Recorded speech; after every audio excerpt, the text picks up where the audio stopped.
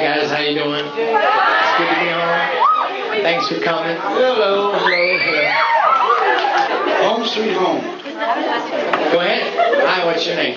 My name's Linda, and I'm from Surrey, BC. And what's your best message that you have given out throughout your music?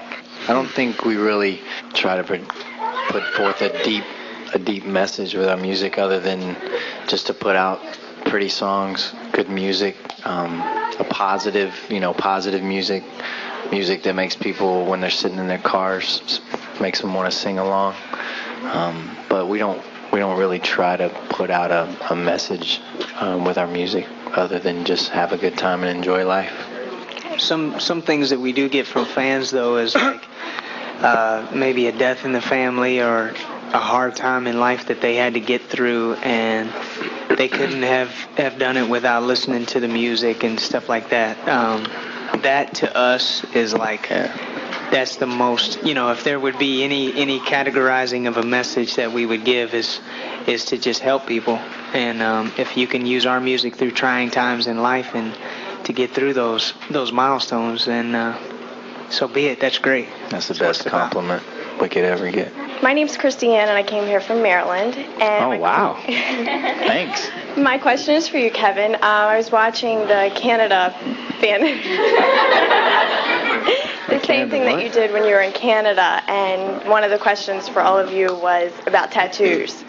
And I was just curious, you didn't say anything about yours. I was just wondering what it's of and where it's at.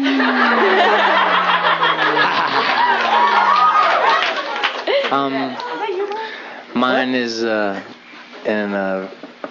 was my first tattoo, so I didn't want to get something big and huge. Come on. In case I didn't like it, so it's in a place that you can't really see unless,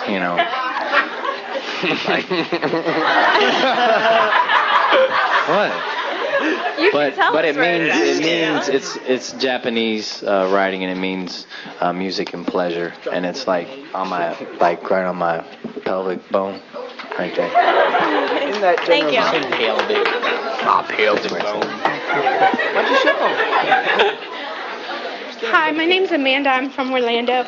I wanted to ask y'all, out of all the places in the world you've been and the people you saw, what is the most inspiring thing a fan has ever done or said to you? Brian was saying earlier about when people tell us that, we've helped them by listening to our music through trying times and stuff like that.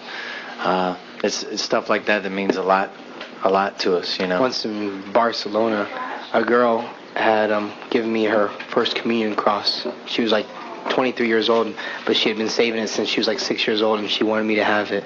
Wow. And so I got my mom and my sister down, and she presented it to me.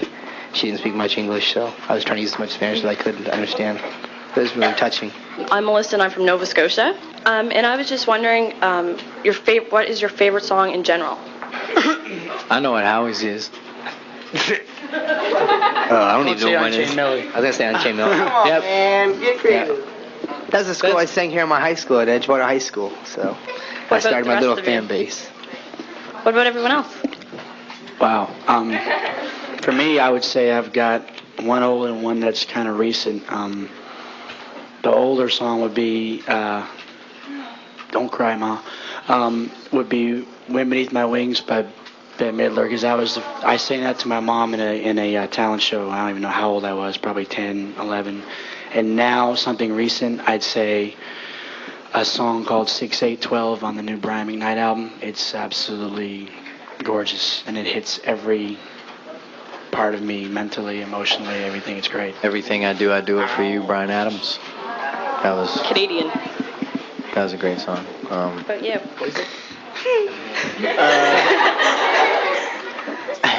I had some time to think. Thanks, appreciate it. It'd probably be "You Got a Friend" by James Taylor, and probably now I don't say this egotistically at all, because I'm very proud of The Perfect Fan, just because it's for my mom, and I think hopefully it'll be one of those sustaining songs that you'll hear, on the elevator music and stuff later in life, but and because it came directly from the heart. So even if I didn't have anything to do with that song, I would still love it just because of what my mom means to me. So that'd be it. I have like 3. Okay. Oh boy. Bryan Adams, Heaven, the song Heaven. A song, this is funny, but Jimmy Buffett. And it's called He Went to Paris. A song called He Went to Paris. It's not. And, you got fans to the left. No, I'm sorry. And this is a song called Love Song by The Cure. I wanted to know, when you first started singing, what was your biggest challenge? Getting over the fear, of getting up in front of people. Yep. Just making sure that you don't forget the I words. can sing in the shower all day, but I would say not to forget the words, because that's happened to us a couple times. It happened to me on this tour. I forgot the words, so no one else comes close, and I just mumbled something on stage. I don't even know what it was. It's like you sing the words, you sing it so many times over and over again, and then you start thinking about it, and then you psych yourself then when you out. start thinking about it and thinking, well, oh gosh, I hope I don't forget this, then it starts happening. You just psych yourself and then you out. start forgetting stuff. I remember the first That's time I hard. sang was my sister used to get me to sing at St. James Church right down here, and they used to have a youth group, and I was only like around 4 years old. She used to bring me along, and I couldn't really even see what the words were on the sheet music. I was so little, and I used to just make up words. Watermelon, watermelon. So it's not very unusual these days for celebrities and different media personalities to run for or announce that they are running for different political offices. Is that, Kevin, you said your music does not have a message. Perhaps personally you do. Maybe someday way down the road, would any of you have those aspirations? And I think we were in Knoxville.